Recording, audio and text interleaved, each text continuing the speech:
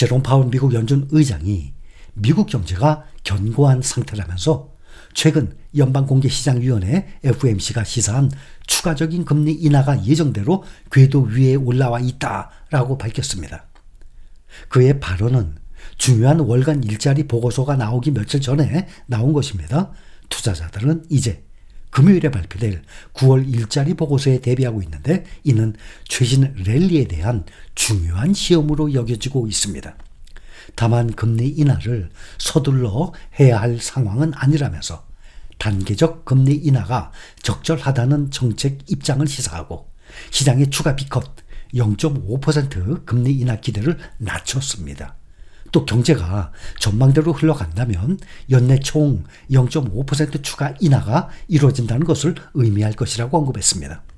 파월 의장은 전미 실물경제협회 연례총회 연설에서 금리 인하 속도는 데이터에 달렸다면서 점도표는 경제가 예상대로 간다면 기준금리는 연내 0.25%씩 2번 인하될 것이라는 점을 보여준다라고 말했습니다.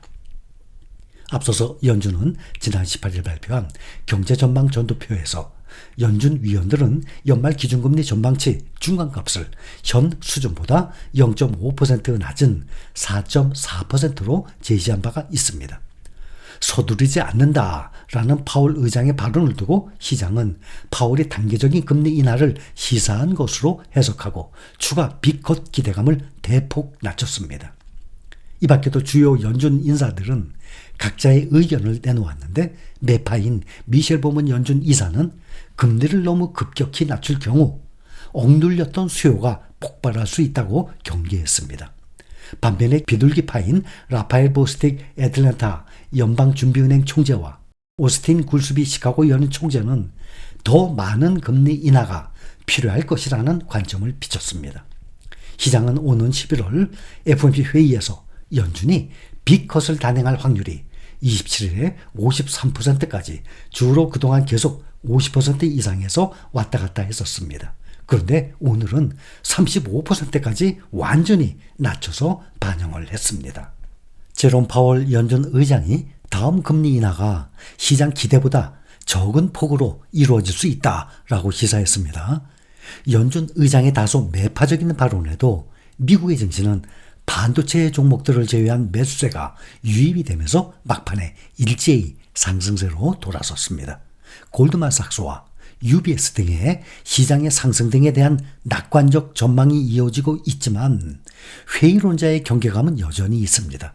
특히 모건 스탠리의 마이크 윌슨 미국 주식 전략가는 29일 발간한 보고서에서 향후 시장 방향에 대해서 파월 의장은 금리 인하에 성공했고 증시는 호의적으로 반응했지만 여전히 앞으로 3에서 6개월간 지수와 섹터 수준의 성과는 고용 지표에 달려있을 뿐이라고 진단했습니다. 또 중국 경기 부양에 대해서도 골드만삭스는 게임 체인저가 될 수 있다고 평가한 반면에 모건 스탠리는 10월 말까지 시장 안정을 위한 자금의 실제 유입을 지켜봐야 한다면서 중국 시장에 대해 동일 비중 의견을 유지했습니다.